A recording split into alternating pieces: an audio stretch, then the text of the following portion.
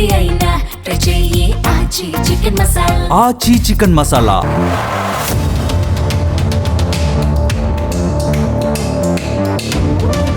భారతదేశంలో బెంగళూరు కేంద్రంగా బంగారు ఆభరణాల తయారీలో రాజేష్ ఎక్స్పోర్ట్స్ ప్రత్యేకత. బంగారు ప్రాసెసింగ్ విషయంలో రాజేష్ ఎక్స్పోర్ట్స్ ప్రపంచంలోనే అతిపెద్ద కంపెనీగా గుర్తింపు పొందింది. ప్రపంచవ్యాప్తంగా ఉత్పత్తి అయ్యే బంగారంలో దాదాపు 35% ఈ కంపెనీయే ప్రాసెస్ చేస్తుంది.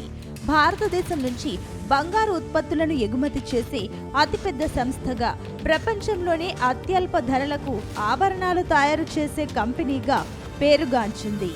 రాజేష్ ఎక్స్పోర్ట్స్ కంపెనీకి స్విట్జర్లాండ్లోని వాల్కంబీలో ప్రధాన శుద్ధి కేంద్రం ఉంది. ప్రపంచవ్యాప్తంగా అనుబంధ సంస్థల సహాయ సహకారాలతో విలువైన లోహాల శుద్ధి, ఆభరణాల తయారీ, ఎగుమతుల కార్యకలాపాలను సాగిస్తోంది.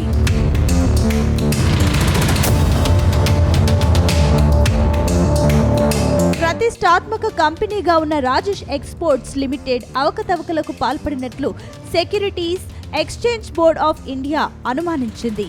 దేశీయంగా ఉన్న రాజేష్ ఎక్స్పోర్ట్స్ విదేశాల్లో ఉన్న అనుబంధ సంస్థల లెక్కల నివేదికలను పరిశీలిస్తే వ్యత్యాసం ఉందని సెబీ అధికారులు గుర్తించారు. 2020 నుంచి 2021 నుంచి 2024 నుంచి 2025 మధ్య కంపెనీ తన ఏకీకృత ఆదాయాన్ని ఏకంగా 15.15 లక్షల కోట్లు ఎక్కువగా చూపించిందని సెబీ 104 పేజీల నివేదికను విడుదల చేసింది. ఆర్థిక లావాదేవీలు, ఆర్థిక ప్రయోజనాలకు వ్యత్యాసంతో కుంభకోణం జరిగిందని సెబీ తక్షణ చర్యలకు ఉపక్రమించింది. రాజేష్ ఎక్స్పోర్ట్స్ వాస్తవానికి ఆదాయానికి మించి ఆదాయాన్ని ఆర్జించినట్లు నివేదికలు సృష్టించడంతో ఆర్థిక మోసాలకు పాల్పడుతున్నట్లు సెబీ అనుమానంతో తాత్కాలికంగా నిషేధాన్ని సంధించింది. రాజేష్ ఎక్స్పోర్ట్స్ అధినేత రాజేష్ మెహతాను సెక్యూరిటీస్ మార్కెట్లో కార్యకలాపాలను సాగించేందుకు వీల్లేదని తాత్కాలికంగా నిలుపుదల చేసింది.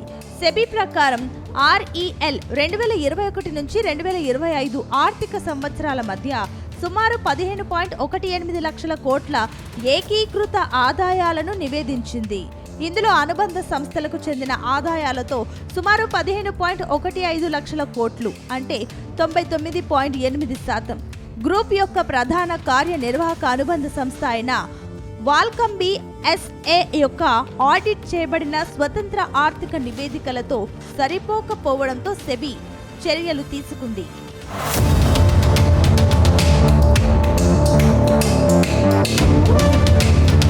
సెబీ చర్యలతో రాజేష్ మెహతా కంగుతిన్నారు. ఆర్థిక లావాదేవీల్లో గాని, ఆదాయ ఆర్జనలో ఎక్కడా పొరపాటు జరగలేదని సెబీకి లిఖితపూర్వకంగా గణాంక నివేదికలను సమర్పించారు. నివేదికలను పరిశీలించిన సెబీ అధికారులు రాజేష్ ఎక్స్పోర్ట్స్ నివేదికలు, గ్లోబల్ గోల్డ్ రిఫైనరీస్ నివేదించిన ఆదాయాల మధ్య స్పష్టమైన వ్యత్యాసముందని సెబీ గుర్తించింది. స్వతంత్ర నిర్వహణ కార్యకలాపాలు లేని ఒక హోల్డింగ్ కంపెనీ, దాని అనుబంధ సంస్థ కేవలం ప్రాసెసింగ్ ఫీజులను మాత్రమే ఆదాయంగా గుర్తిస్తున్నప్పుడు అనేక లక్షల కోట్ల రూపాయల స్థూల లావాదేవీల విలువలను ఎలా గుర్తించాలని సెబీ ప్రశ్నిస్తోంది.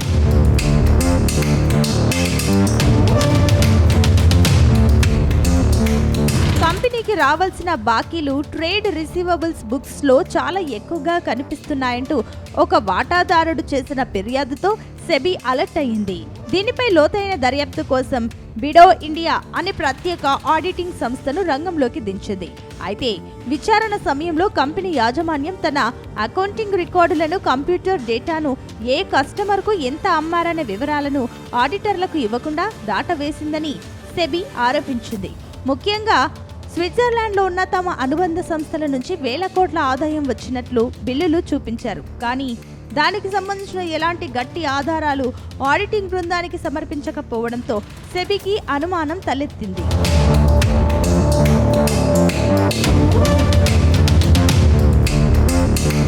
అకౌంటింగ్ మాయాజాలంతో పాటు 2022 నుంచి 2024 మధ్య కాలంలో 11,400 కోట్లకు పైగా జరిగిన కొన్ని అంతర్గత లావాదేవీలను, రిలేటెడ్ పార్టీ ట్రాన్సాక్షన్స్ కూడా సెమీ అనుమానాస్పదంగా గుర్తించింది.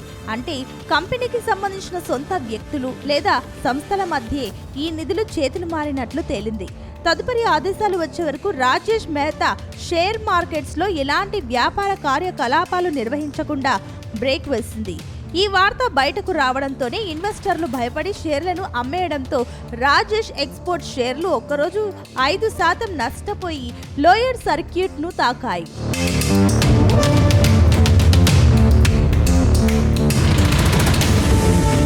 రాజేష్ ఎక్స్పోర్ట్ సరైన డాక్యుమెంటరీ సాక్ష్యాలు, అకౌంటింగ్ ఒపీనియన్లు, బులియన్ యాజమాన్య రికార్డులు, అంతర్ కంపెనీ ఒప్పందాలు తదితరాలను సమర్పించడంలో విఫలమైందని సెబీ తెలిపింది.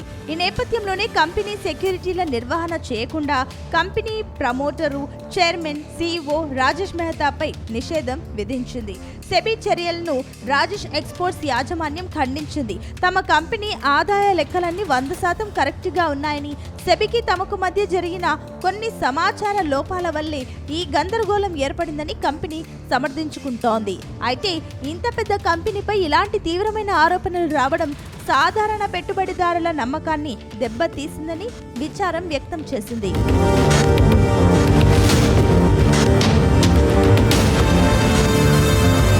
రాజేష్ ఎక్స్పోర్ట్స్ స్థిరంగా బలమైన ఆర్థిక పనితీరు గణాంకాలు చూపుతున్న షేరు ధరలో అన్నీ ప్రతిఫలించడం లేదని విశ్లేషకులు అంటున్నారు.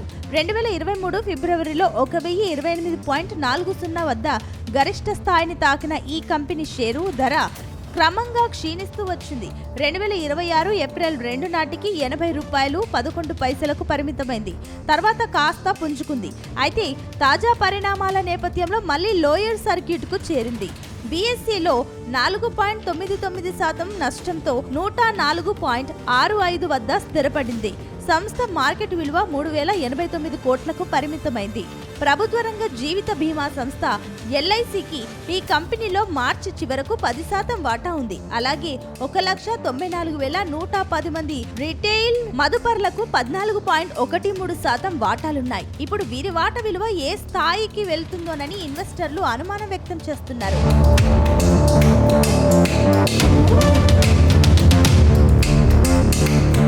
2023లో వాల్కంబి ఎస్ఏ స్టాండలోన్ ఆదాయం 543 కోట్లుగా ఉండగా రాజేష్ ఎక్స్పోర్ట్స్ 2.93 లక్షల కోట్లు, దాని intermediary holding company global gold refineries ఏకీకృత ఆదాయం 2.81 లక్షల కోట్లుగా రిపోర్ట్ చేసింది.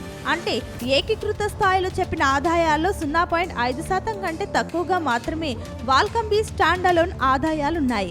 ఎటువంటి స్వతంత్ర నిర్వహణ కార్యకలాపాలు లేని ఒక హోల్డింగ్ కంపెనీ తన అనుబంధ కంపెనీ ద్వారా ప్రాసెసింగ్ ఫీజును ఆదాయంగా పొందే కంపెనీ నుంచి లక్షల కోట్ల రూపాయల్లో ఆదాయం ఎలా పొందిందని సెబీ ప్రశ్నించింది.